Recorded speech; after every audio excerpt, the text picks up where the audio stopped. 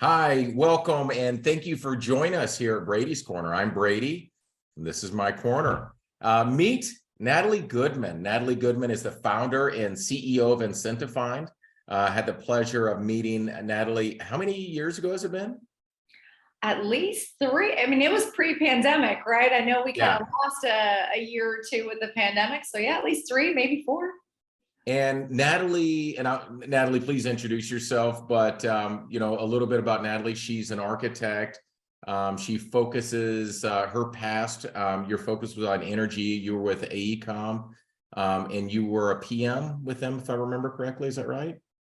Yeah. So no, my background is architecture of the built environment. It's funny now I'm in prop tech or property technology. So every time you say architect, people think you're of the digital environment, right? But no, I had a great career, mostly focusing on green architecture. So I got to work for some fantastic companies like AECOM and Jacobs, as well as work on projects all around the world, honestly, for clients like Samsung and Shell Real Estate. And I got to help green a lot of their buildings, and it was just a ton of fun.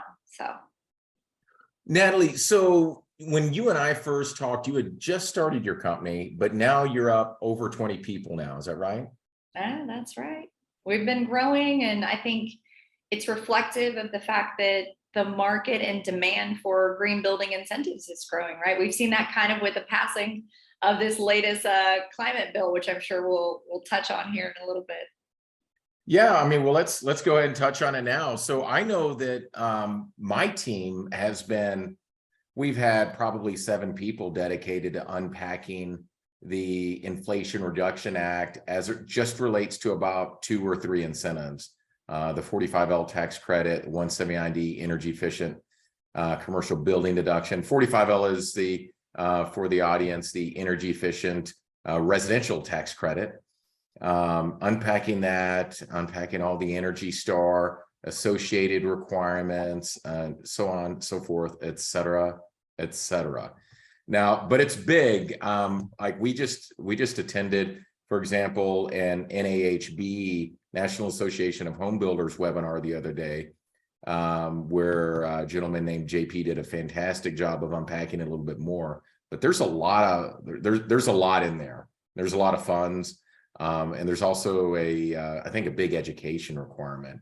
That's really where we come in, right? So educating the businesses out there about this. No, you're absolutely right. And I think it's good to kind of preface with the fact that before this IRA bill or climate bill, however folks want to think about it, before that passing, there was already $70 billion worth of incentives that promote green building in both residential and commercial sectors right here in the 50 states US. And it was Incentifind's job to essentially gather all of these incentives. It was a huge lift. It took us, a solid year just to compile this database in a searchable manner. But we house over 500,000 ways to save when building green. And now with the passing of this bill, there's going to be billions of more dollars allocated to promoting green building. What we've seen at Incentifind so far is that many of the incentives, like you mentioned, are going to be tax related.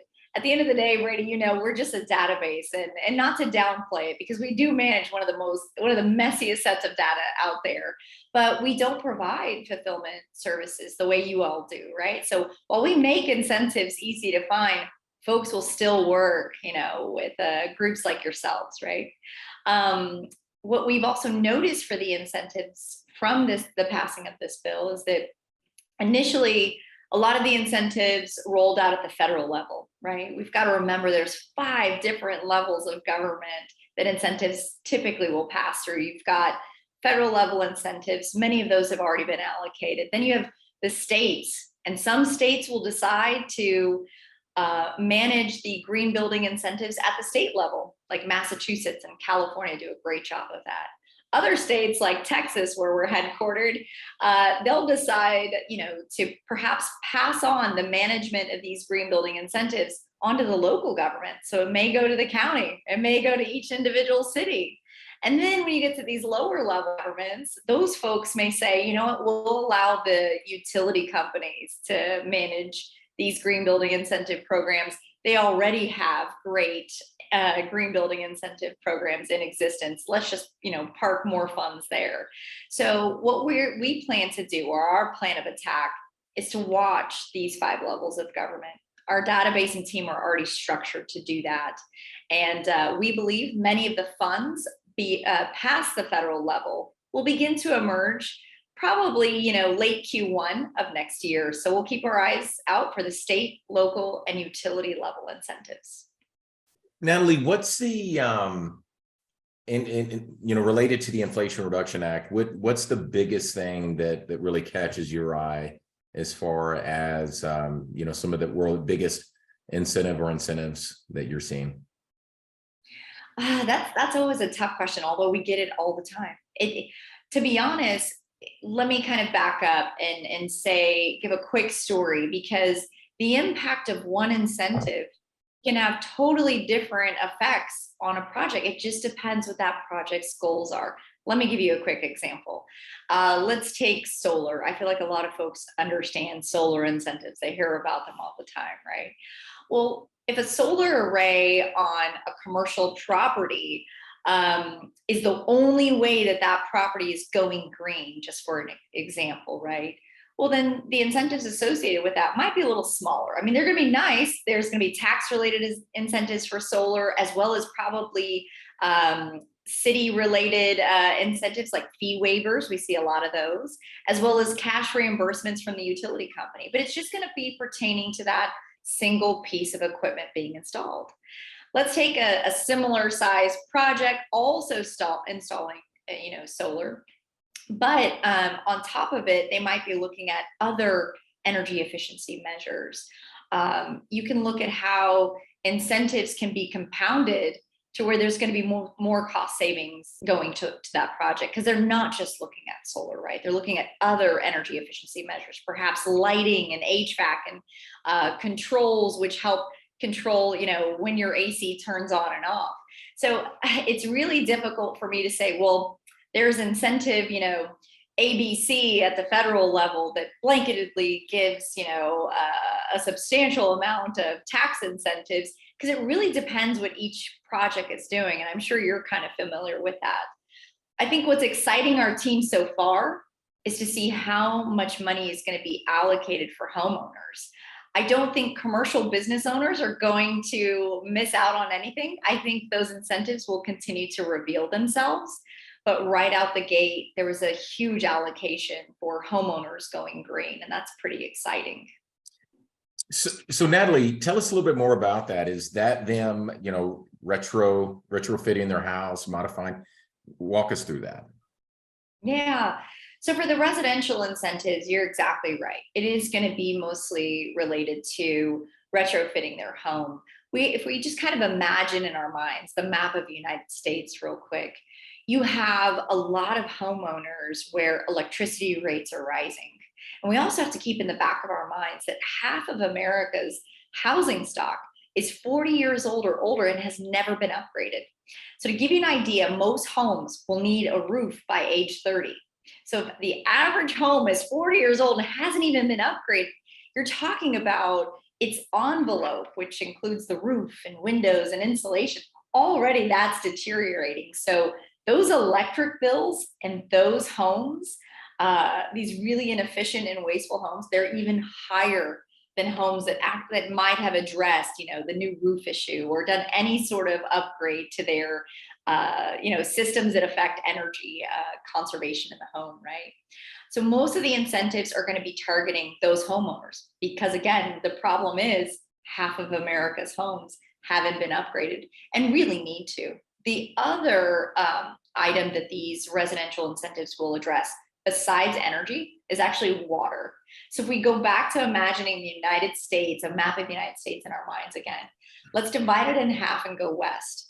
That's a huge swath of land in many states that are in drought-prone areas.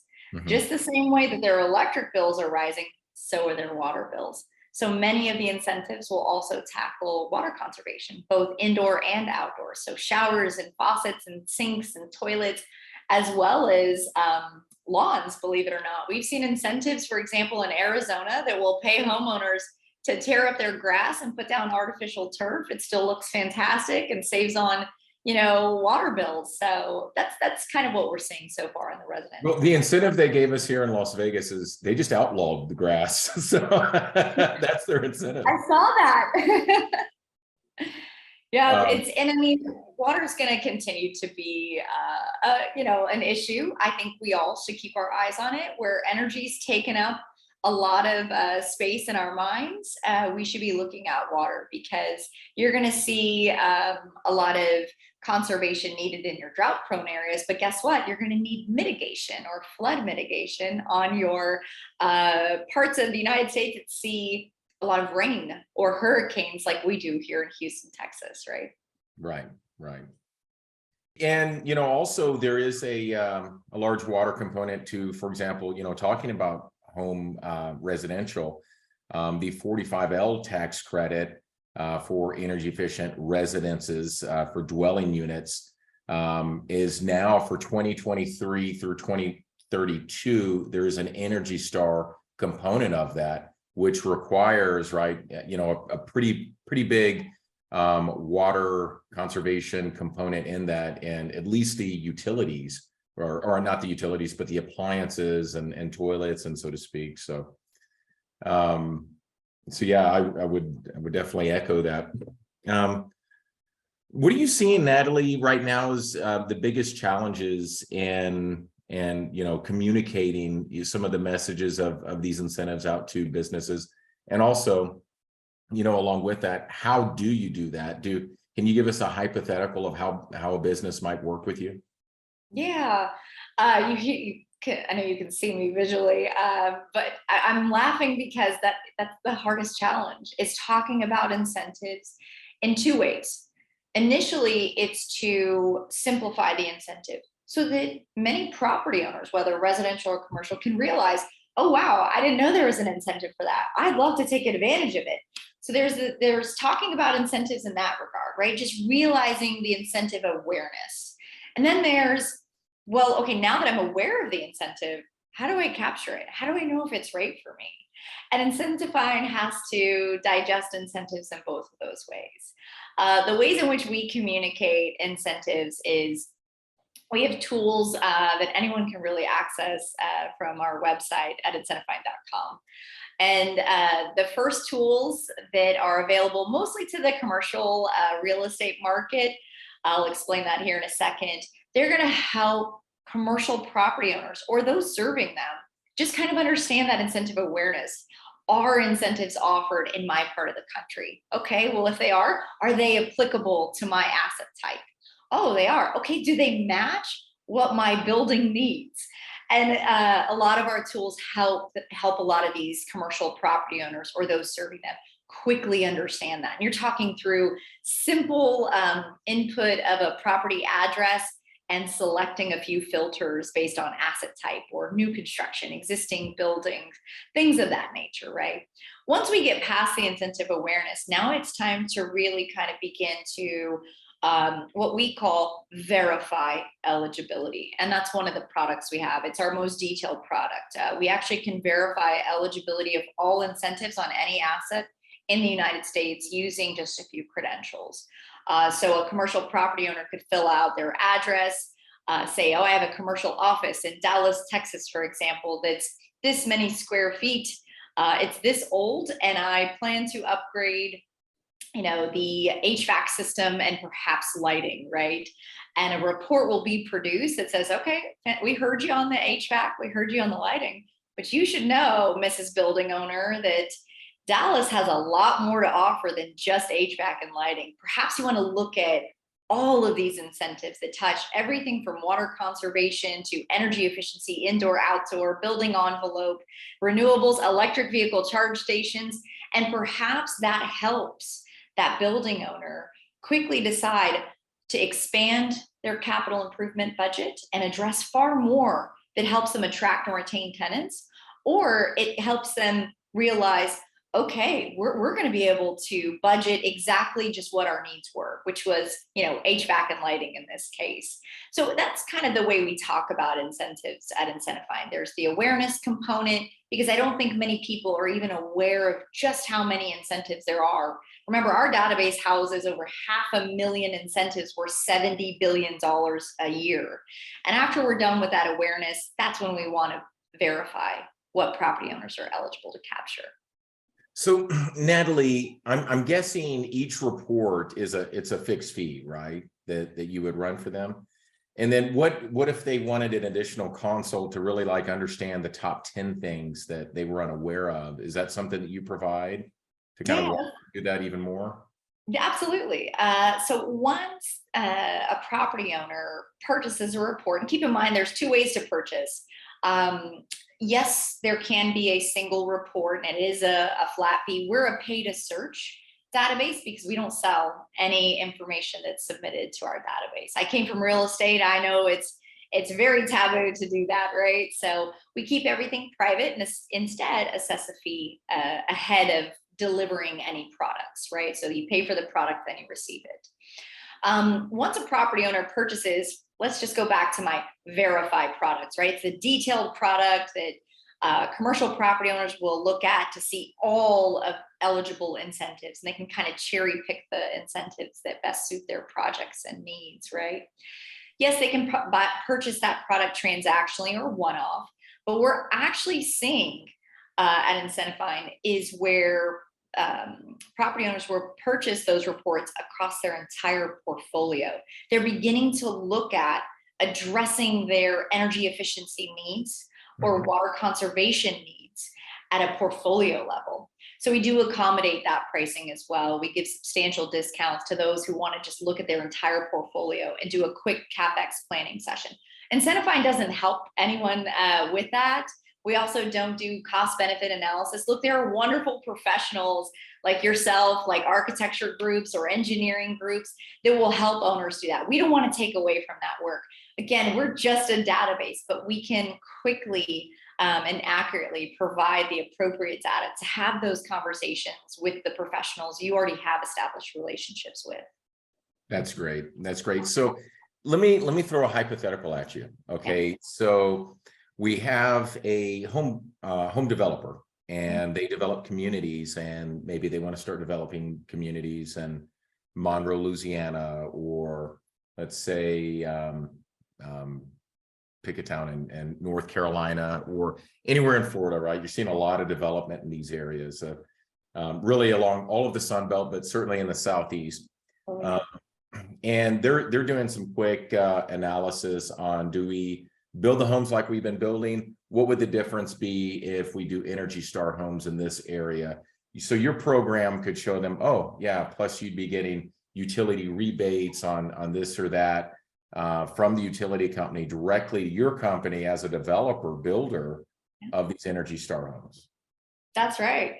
We're seeing, it's so funny to look at our database. Perhaps we'll say this for another one of our chats where we can show you how through COVID, what people were searching for, right? And what they were actually doing. What we're seeing right now with the national housing crisis is exactly what you just mentioned. There's three types of housing that we're seeing. Honestly, it's across the nation. First are developments of single family dwellings, and they're going to be kept as SFRs or single family for rent, right? The other one is multifamily. Lots of multifamilies are coming up, both new construction as well as existing buildings. And the last one, we like to call it's senior housing, but I mean, we have to be thinking about that next generation that has different needs for their housing, right? That has honestly lit up our database at a national level. And the way any of those developers are going to use Incentifine, it's actually all the same. They can come to Incentifine and we can help with location strategy, honestly. Pull a report on different areas you might want to be considering your development. Who knows? The incentives may weigh in on one location over another. They may not, but at least knowing and running that and seeing the data is better than not looking at the data at all, right? So we have so many developers that will use us for that location strategy. Others that have already identified their location will use Incentify for exactly the scenario you mentioned.